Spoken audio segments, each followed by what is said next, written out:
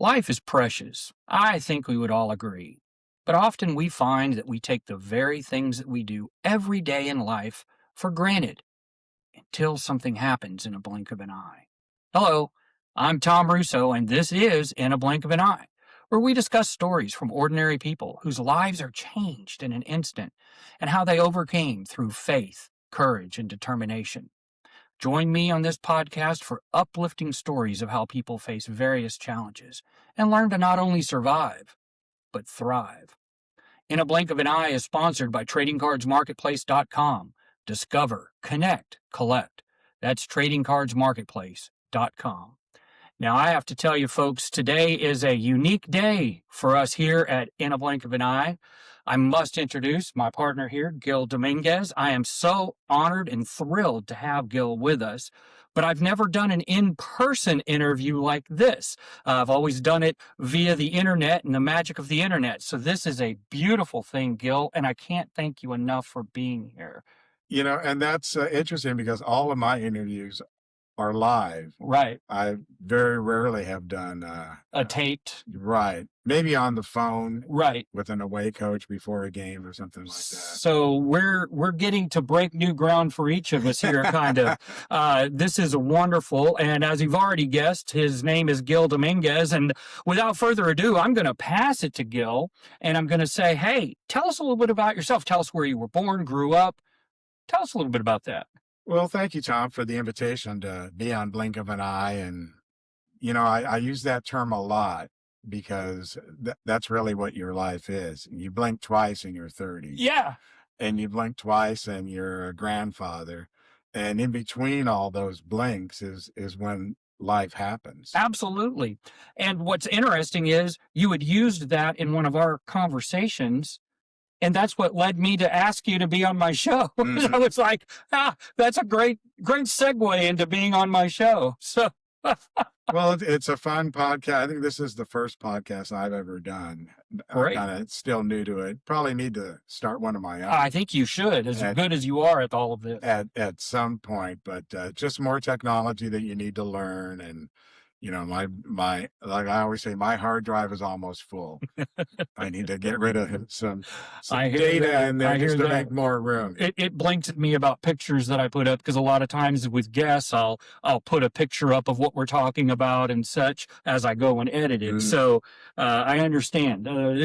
You use all the technology that you have, and I learn something new every time. So this was new for me today, learning how to add an in-person guest. So people always wonder why I have this second chair here. It was made just for Gil to sit here. I like that. We'll go with that. It was perfect. It was perfect. So anyway, back to the Gil story. Well, growing up in Southern California, normal childhood, St. Paul High School, which had a very good athletic program. In fact, our coach, Marion Ansich, who passed away a few years back, he was the winningest coach in CIF history in Southern California. Wow. And that's saying something, because there's been a lot go through that area. 357 wins. And in his last season, I was down for a high school reunion, and I had heard that he's going to retire. And so one of my classmates, Rick Elwood, was working with me as a color analyst on the games. And he said, you know what, we really need to come down and do this game. And I thought about it, and I've done hundreds of broadcasts in Nevada County for NU, Bear River, Placer, Colfax, but never one for my school because it's 600 miles away. Right. So we made that happen, and we went down. I stayed at my friend Jerry Duran's house, who's one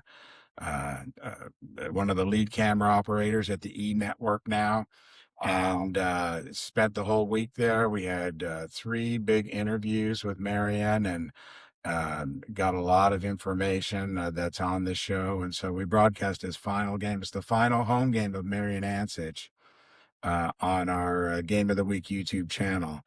One of the most popular broadcasts still that you ever did. that we ever did. And we're sneaking forward to what Gil does for a career, but we're gonna find out that true story of how he got involved in sports journalism.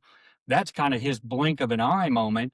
So we're going back to Southern California. You're graduating from St. Paul's High School. You get out into the world. Right. Go to college, Cerritos Junior College, and lots of fun. You're young. As a matter of fact, I was only 17 Wow. starting Yep. college. Yep. Graduated or had a late birthday. I did the same. I understand.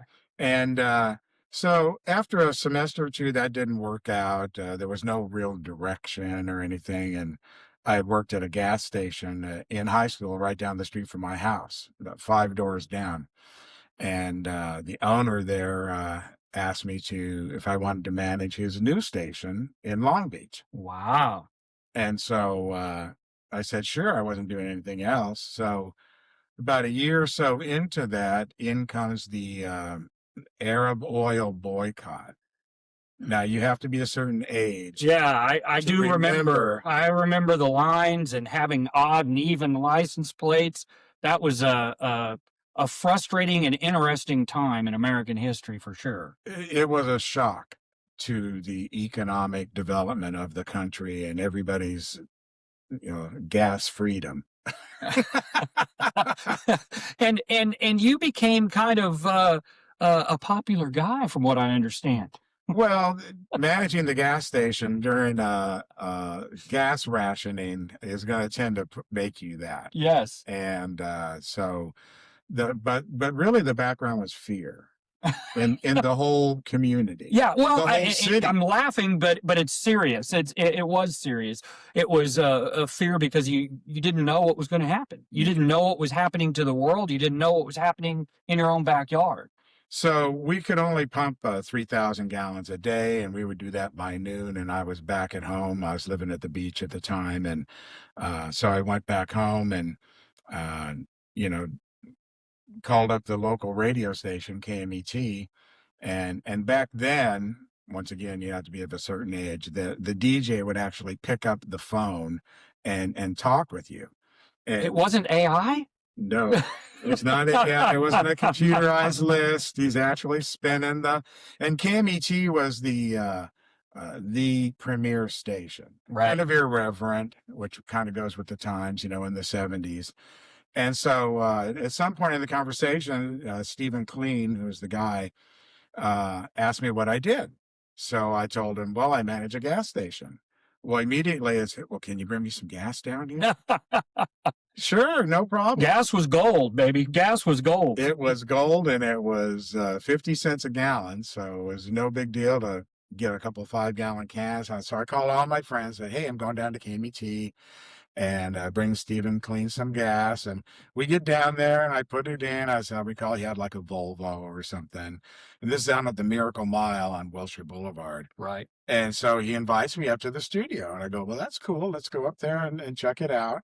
So we get up there and he puts the headsets on me and he proceeds to introduce me to all of Los Angeles as the Duke of Oil. And you have to be of a certain age to appreciate that reference as well. Right. Going back to the Duke of Earl song that was so doo-wop popular. song, right. Yes. So he's making all this up, of course, and the phones are lighting up and people, this is before cell phone, internet, texting, any of that kind of stuff. And so they want to know what I'm doing, or are we meeting, what's our plan, and I got nothing. I mean, I'm just little Gil Dominguez from Downey, California. But here he is just making all this up on the radio, and he's agitated and he's moving his arms and talking into the mic. And I'm sitting there on the floor and I'm watching all this transpire in front of me. And that was the blink of an eye moment. It had to be intriguing to you because it was a new world. But it had to be like literally opening your eyes to this whole new ball game. Literally. Well, it was a new world for me, naturally being in the studio, of course. But growing up in Los Angeles, you grew up with the beginning foundations of radio and television. I mean, that's where Everything. it all started. KTLA with the first broadcast, and Um, uh, Ironically, after school, I went to work at KMEX TV, and we were in the old KTLA studios, which was right in front of Paramount Studio gates. So, so much history there Wow. with, um, the radio and television and the arts of radio and television science. So anyway, that opened my eyes that this is what I could do. Left the gas station, went back to school, campus radio station, went to Fullerton State, ended up at Chico, and learning, what you need to learn. Right. But really, you don't do any learning until you get out into the real And world. those campus radio stations are, at the time, were so popular and were so important for training this age of journalists, not necessarily just sports journalists, but media in general. And they did such a great job, along with the school newspapers and things like that. But tell me a little bit about that time at the campus radio station. Well, Chico had two radio stations. So they had the official one that when you took broadcasting classes, you participated in that. And then they had the underground channel, KCSC. And so you participated in that too, because there you could let your hair down and do more things than at the school radio station, which was a little more structured. So at KCSC, I became the news director, Wow. and so every year up at Chico State, they'd have what they call Pioneer Days, Okay. which is the big annual festival. They shut down the school and they bring in big name artists, and it's a big, week long party, for lack of a better term. In California? Yeah, Get out of here. Go. so we decide at KCSE that we're going to go there.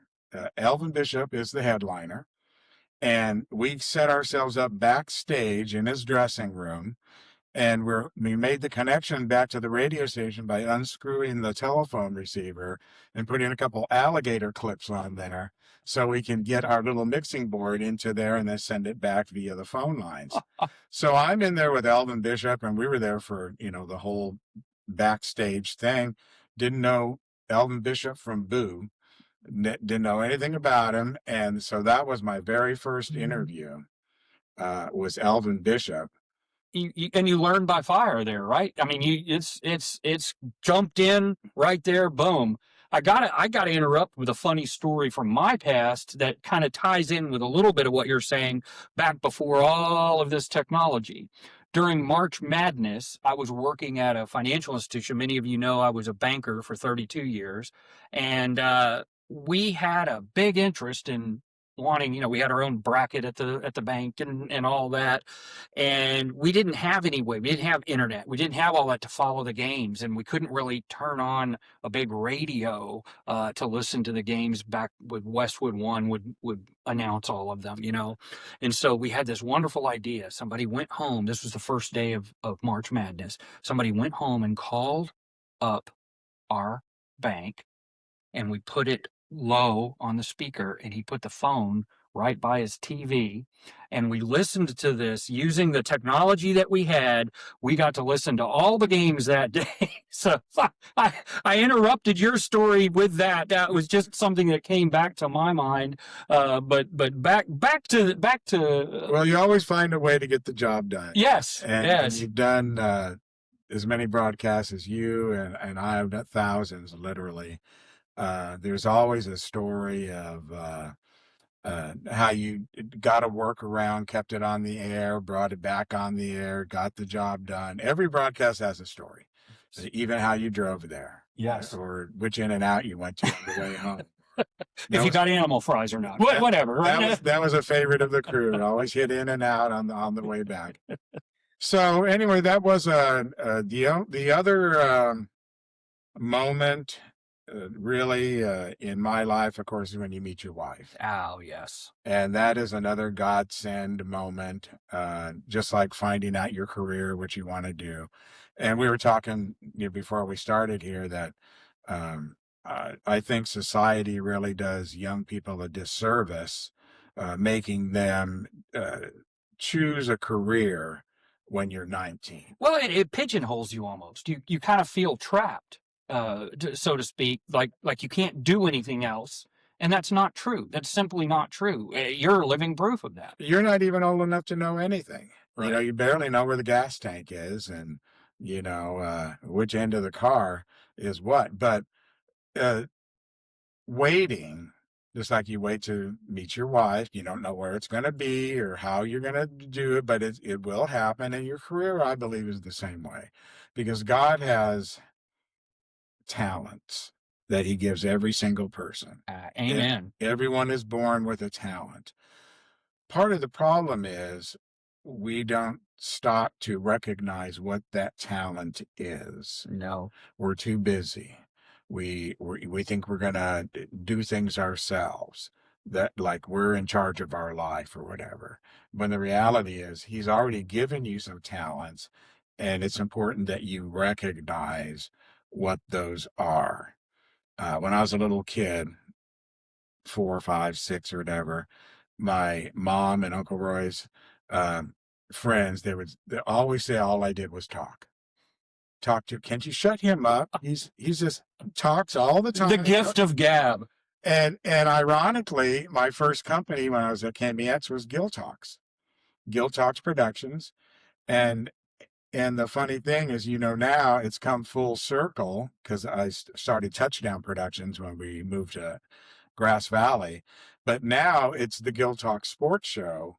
It's wonderful, by the way, and I'm going to put the link down here so that you can make sure you get to it. And that's an offshoot of working with Tom Turbeville at BCS Ball and doing That link will also be here. all the broadcasts with him.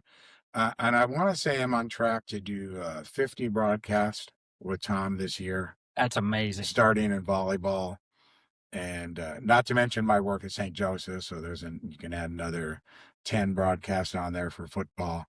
But anyway, it came full circle, and Tom liked the interviews, and it got a life of its own. And now we have a logo, and we're on like 5 different social medias, and so. And your career has just skyrocketed, and I absolutely adore everything you do. But I'm sure our fans want to know, so how did you get here to College Station, Texas? Well, let me correct the skyrocket. It's not skyrocket. If we're on a trajectory, it's this was 2008, 2009. So after that, we're coming in for the landing. We've been around the moon, and now we're coming down. Yeah, there's a point in your career you realize you're not going to be on a worldwide of sports, or you're not going to be the head of NBC Broadcasting or ESPN. And some of my friends went on to do that kind of work. But when I left KMEX in '97, I was tired of working for somebody else. Right. I felt I knew enough about creating television that I could take those tools and move on. And you got 17 years of experience there and how to make television. And so we took this to Grass Valley, our new home, which is probably 40 miles west of Lake Tahoe, gold mining town, small community in Nevada County. Right, right. And we introduced television there. And the reason I picked sports is because it was the low-hanging fruit. It's on the radio every week. It's in the newspaper every day, the Union. But nobody was doing TV. And sports is something where you don't have to write a script. You don't have to have a conclusion. You don't have to have a purpose for your show or any other kind of form of television that you're going to make. You need all those different aspects. What am I going to say? What's the point of this? What's the theme? You don't have to do that. No. All we had to do was make our show look like any other sports show on NBC, ABC, ESPN, and we did our objective. And make it natural. You and I have talked off camera several times about how one of the things that, from a mutual admiration society here, that we appreciate about each other's style is that we don't do a lot of prep work. We don't do a lot of, beforehand stuff. We want things to be natural. I want to have a natural discussion, a natural conversation in a blink of an eye to bring to the audience. And I know that you do that with your sports audience as well. Well, I was blessed to have so many people. You don't make television by yourself. No. At least not with the truck and multiple cameras. We take like 9 guys out there Wow. every week, and I was always been blessed to find good announcers. Mark Wall was our first announcer, and he passed about a decade ago. Marty Mortensen, the Iron Man, over 2,000 broadcasts with us in all different sports. Steve Sitter joined in there. Um, Paul Brown spent 10, 15 years with us. So when you surround yourself with these kind of people that just love the local sports scene, then it makes it a lot easier. It just kind of happens organically, doesn't it? And then there's the technical people that have come through, interns, and some went on to into the industry to work. Others, and we're just doing it for high school or Right. whatever. My kids' friends, every rotation there. You're constantly training people and how to do it because nobody knows how to make sports television in a small community like that. And so I probably wasn't the best teacher, but I always wanted the standards to be high. Right. There's a way that you do things Absolutely. in Hollywood at that level of production, whether it's news or whatever you're doing. And I didn't want to fall below that. So in that environment, oftentimes I was impatient, might have raised my voice, and I apologize to everybody out there I know for doing that. But along the way, and I think this is where it gets with what my audience is looking for. God provides a way. God gives you that faith and that ability, that God-given ability for you to flourish. And you just have to do the work, but it happens. It happens organically, maybe not overnight, maybe not an overnight success. Mm. It's a journey. And I think putting words in your mouth, I think the journey is part of the fun, isn't it? Well, it certainly is, and thankfully my journey isn't over. To go Not back to your other question, we moved to Bryan because our daughter married a Bryan boy, and their family has been here for decades on both sides. And so we came out for the wedding. That was in February. And as I always say, y'all were so friendly people that we went back home and we said, okay, what are we doing here? I absolutely love it. And I love that you're in Texas now. And I love that you're a part of the high school scene here in Bryan College Station because, full transparency, I met Gil on Facebook, literally. I happened to see he was a friend of a friend or something and just friended him, just out of the blue. And he was nice enough to friend me. And then we start talking and we start seeing that we have a lot in common. And even though our paths never really crossed, No. and it's kind of amazing that they hadn't, but yet they hadn't, and yet here we are now. And then the rest, as they say, is history. But I am excited about what you do. Tell us a little bit about what you're doing now in the Bryan College Station area with your production of Touchdown Productions and so forth, and Gil Talk Sports. Well, the moving here, I didn't have a clue, just like when we moved to Grass Valley. And a lot of times there's that leap of faith Mm-hmm.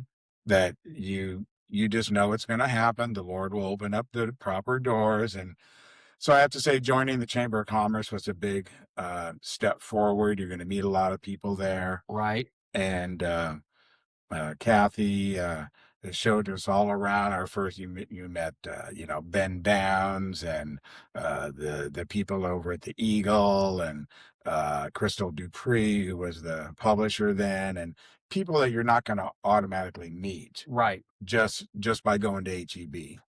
And so that kind of jump started everything, and then did some work with KBTX with their football program on Friday nights, and then I moved on to KAGS and did some production work there, and on their football program on Friday nights. And so that led me to go back out on my own in 20 because I just couldn't do the 8 to 5 anymore. You've got that independent streak in you. You've got that entrepreneurial flair, and it's one of the things that I admire the most about you is that you make things happen. You see that lump of clay, be it Friday night sports or sports in general at the high school level, and you take it. Well, Lynn had told me she didn't want me to do what we were doing back then. Owning your own company with 2 remote trucks and going out and getting sponsors, big time It was a suck. lot. Yeah, it was Time a lot. suck. I Yeah. mean, you're busy doing nothing all day long, waiting for game day, getting it all set. Where are we going? Calling ADs and coaches, and you're on the road. And so I promised her that I wouldn't do that, but I didn't know what I was going to do. So the opportunity came around. Uh, that Ben Downs over at Bryan Broadcasting, they had an opening for a color analyst for the St. Joseph Eagles. That's wonderful. And so I went out there and I worked with them, did that 1 year as a color, and then um, uh, the guy graduated that was doing the play-by-play, and so I was next in line. So I stepped up and started doing the whole broadcast. But then I said, well, if I'm going to do the broadcast, I want to record it as well. So when we do those broadcasts, I'm not only operating camera for the game, but I'm doing the play-by-play at the same time. Multi-talented right here, guys. So what's interesting about him being at St. Joseph's, I do a lot of stuff, as my listeners know, for Allen Academy here in Bryan, which is another private school in this area. In fact, St. Joseph and them have a lot of great games against each other. Exactly. And so, again, that's why it's amazing that our paths haven't crossed. Now, I haven't done it for a long, long time. I've only been doing it for about the past year, so that's probably why. But very exciting that you've embraced Texas and you even learned y'all. So I'm happy about that.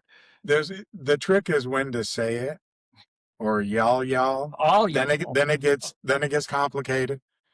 But no, it's a whole fun life here, and there's nothing bigger of doing sports, and at least not for me. I mean, I'm a simple guy, so.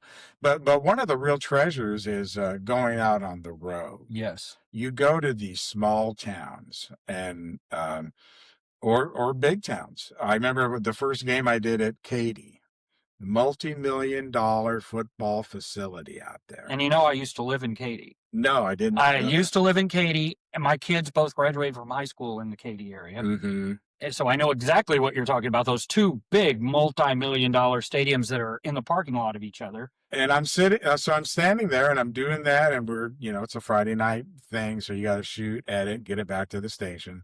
The next night, that was on a Thursday. The next night, my assignment, I was in Burton. Now, if you don't know Burton, population 400. Right.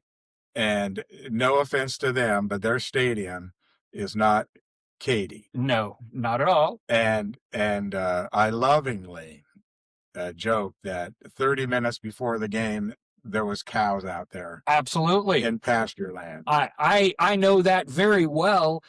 Many of my listeners know I used to be a high school football official for almost 20 years. And I was in the Houston area, but we got games all over from the Huntsville area all the way down to Corpus Christi, all the way over to almost San Antonio. And I had games in all the big stops and little stops along the way. So I've been to many stadiums like what you're talking about. Well, the treasure there is seeing these small communities and seeing how they come out to watch it. And of course, football on Friday, that's one of the bigger things in the Friday Night Lights, baby. Friday Night Lights. So to meet the people and to work with them and of course broadcast the game and travel there. The Steve Rayburn, who's my color guy over at St. Joseph, I call him the road warrior, because in his business, he's driving all around the country, but also in Texas. So he always takes the beast, and we travel there, to all the different games. But that's really the fun part of remote broadcasting is going to all these various venues. Right. Absolutely. And I think that makes it where you can make magic happen at a small place, and you can make it happen at a big place like Katy. And the beauty of Friday Night Lights in Texas, and it's not just on the football field. I mean, the football field is wonderful because you have the band, the cheerleaders, the drill team, and the game. Don't forget about the There's game. more people, kids involved in all those other things that you just mentioned than the team itself. And it's wonderful. That to me is exciting in and of itself. But now you guys cover basketball, volleyball, I think. What else? This is the 6th anniversary this year of BCS ball. Tom started. Tom is a legendary broadcaster here in the area, working with girls basketball for the Aggies, and he's done a lot of work with Bryan Broadcasting over the years, and just one of those. I will never be legendary like Tom. Well, Tom is definitely legendary, but you're legendary in my book too, Gil. Or Robert Cessna. I love all those guys. On the media, on the journalism side for the Eagle. And I had Cessna on my show during basketball. Mm-hmm. Had him as my halftime guest. And because I always like to have a halftime guest. People don't want to hear me talk for 15 minutes just to fill the air. So, and Tom, he's in his 51st year here. Yes. No, Robert Cessna. Yeah. And so he said they just told him that the internship was almost over. So just 51. It's close. It's close. You're real close. You're real getting close. The full-time gig. Well, that's a great way to kind of wrap this up. If you can believe it, it's already been 30 minutes. And time flies when you're having fun. Blink of an eye. It happens in a blink of an eye. Thank you for the throwdown there. If you like hearing uplifting stories of overcoming challenges in life, click the like and subscribe button. Perhaps you have a story of your own to share. An accident, sudden loss, PTSD, alcohol, drug abuse, a natural disaster, illnesses, and you would like to share that journey of overcoming, please contact me at the email shown below for consideration for a future podcast interview. I rely on viewers like you to share their stories, just like Gil here, and that's a wonderful thing. Thanks again to TradingCardsMarketplace.com for their continued sponsorship to bring these great stories to all of us. TradingCardsMarketplace.com. Discover, connect, collect. Awaken the collector in you. And I want to thank everyone out there, especially my family, our military, veterans, first responders who put their lives on the line every day. And please don't forget our teachers and our medical professionals, all who make the world better, one person at a time. But most of all, thank God for all the blessings in our world. We just need to make sure we concentrate on them every single day. And until next time, you guys know what I'm going to say. Carpe diem, seize the day.